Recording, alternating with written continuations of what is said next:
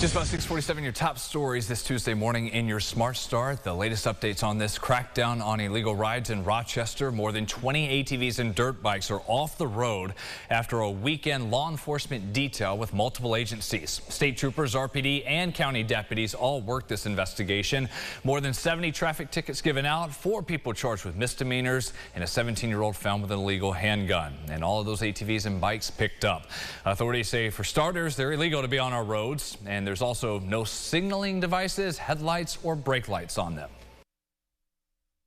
If they are in a vehicle, they need to be as defensive as possible because, unfortunately, these riders are very unpredictable in how they're going to react. So, you don't want to be involved in a traffic collision. So slow down, be very defensive when you see them with your driving. The captured ATVs and dirt bikes are sitting at the impound lot for RPD. The fine to get them out for the first-time offender, $500. It's $2 grand for the second time. A 21-year-old is under arrest in connection to a hit and run that killed a woman last month. This happened June 30th on Midland Avenue. Police say 21-year-old Marcari Spencer left the scene after hitting 61-year-old Evelyn Santos. She died days later at the hospital. Spencer is charged with leaving the scene of an accident involving death. A woman from Webster was killed. Several others injured in this crash Sunday morning in Pennsylvania near Erie. We have learned the victim killed, 79-year-old Arlene Siemski, was a member of Sisters of Mercy. There were 4 people inside the 2 cars that collided. Siemski died at the scene. Among the injured, 3 other Sisters of Mercy. New this morning, 4 people have been arrested after a police chase in Rochester. This unfolded after 3 yesterday afternoon. Police got a call for someone waving a gun out the window of a Hyundai near Avenue C in Hollenbeck. 2 hours later, police spotted the car. Officers say the driver didn't stop. They chased that car to the Walmart on Hudson Avenue, where 4 people inside the car tried running inside the store. They were all captured. Charges are pending. Michael Burham this morning is back behind bars once again, this time at a prison in Erie, Pennsylvania. Following a 9-day-long manhunt, authorities captured Burham Saturday in the northwest corner of PA. The capture ends a crime spree going back to May when the body of 34-year-old Kayla Hodgkin was found in Jamestown. Burham is the prime suspect in her rape and murder. He was being held in a jail in Pennsylvania on burglary and kidnapping charges when he broke out. A legal expert says the feds could charge Burham with kidnapping since he crossed state lines. That in itself could mean life in prison. The district attorney working the case says it could be years before all the court cases against Burham fully play out.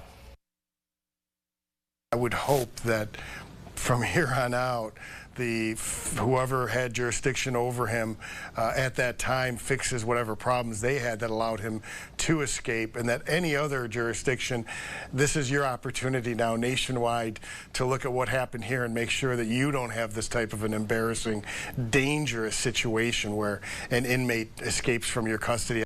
Authorities are also looking to see if Burham had any help during the escape or while hiding out in the woods for a week and a half.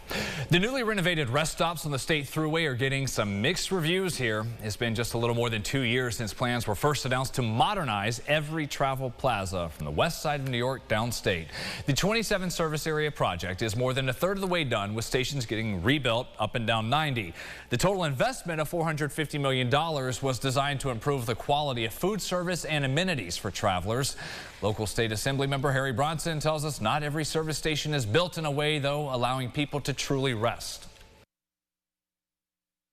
And now we have the facilities, some are built, some aren't, but in the vast majority of them, not enough space inside for people to actually take a break from driving and rest for a few moments.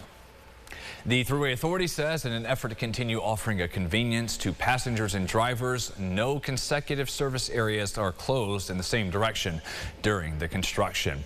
The state is expanding this deadline for grant applications to help areas affected by recent floods like what we saw in Canandaigua. The governor says the new deadline is August 11th. Now, this would provide resources to communities that will help improve, she says, water quality, strengthen flood resiliency, and mitigate the impacts of climate change. The FDA is approving a new drug health officials say will help stop the spread of RSV in infants. The drug, nirsevimab, is one of 2 new options doctors hope could prevent the leading cause of hospitalization facing babies here in America. Outside advisors to the federal government had previously hailed the drug, saying it could be groundbreaking in protecting them.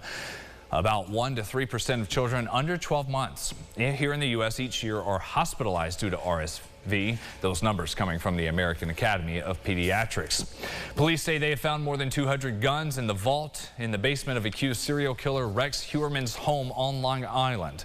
Investigators are carrying out search warrants in multiple nearby storage facilities as well after arresting him late last week, looking for more evidence. Heuermann is charged with the murders of 3 women so far, all sex workers. The prosecution says he is also the prime suspect in the killing of a 4th victim. The FAA is investigating what caused an emergency slide to suddenly fall from a United Airlines flight near Chicago's O'Hare Airport. Look at this. That chute landed in someone's backyard and then they pulled it out to the street. Maintenance teams say they discovered the slide was missing when the plane landed safely in Chicago. It was coming from Europe. No one was hurt. Sunrise traffic at 6:53. Looking at the expressway, still good to go. We have been tracking an accident on the east side, Penfield Road and Landing Cheswell Way. We'll keep an eye on that. Another one out near the airport, Scottsville Road. More sunrise traffic updates coming up 7:25. The Red Jacket class of 2023 is rallying around a young woman recovering in the hospital after a crash in the Manchester-Shortsville area. State troopers say 19-year-old Skyland Fox was hit by a car while trying to get her dog out of the road last week. Classmates got together to host a can drive, raising money for her family, calling the woman selfless, someone who always treated others with kindness. They say this event shows the resiliency of the Red Jacket community when one of their own is in need. The whole town has a really close-knit family feel, so everyone kind of knows everyone. And this town is amazing at just coming together when something happens. I mean, I know, like, every time there's been a hardship in someone's family and the town really needs help, I know, like, people always come together and always are there to support other people. And I don't know what time they're, like, the town has failed us, really, so. If you were not able to make it to the can drive, still want to show your support, there's a GoFundMe account set up for this victim hit. We have a link to that in our coverage at rochesterfirst.com. You know, the last thing you really want to find when you're outside during the summer, a tick. Especially 1, not 3, and knowing what to do and how to remove it safely if it gets on you, that is the key to protecting yourself for your next adventure. We heard from Jennifer White, the director of the Vector-Borne Disease Unit at the State Health Department, about what you need to do to handle ticks. What you want to remember when you're removing a tick is that you don't want to squeeze the body. So the tool that we recommend is fine tip tweezers. And we recommend that you get way down right next to your skin where those mouth parts are attached. She adds you can protect yourself when you're outside by having on long sleeves, long pants, and tucking those pants into your socks and using repellent if you're going out for a hike or to a park. And remember, ticks are an issue year-round, not just summer. It becomes active when the temps hit just 40 degrees. So yes, even on a mild winter day, you could happen to find one hitching a ride. Yuck. Had one on a toddler last week. Popped it out with the tweezers, made sure you got right there to the bottom. Then you just have to watch it for the next day or two to make sure no serious issues. Keep an eye on it, that ring doesn't get there. It takes a while for them to transfer any of the real bad stuff. So something to watch as we get outside. Heads up, eye to the sky by midday between about 11 and 3 p.m.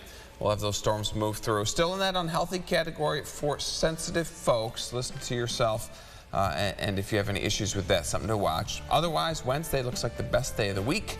And more storms by Thursday, Friday. All right. Thank you, James. And thank you for watching us here at Sunrise this Tuesday. CBS Mornings coming up next.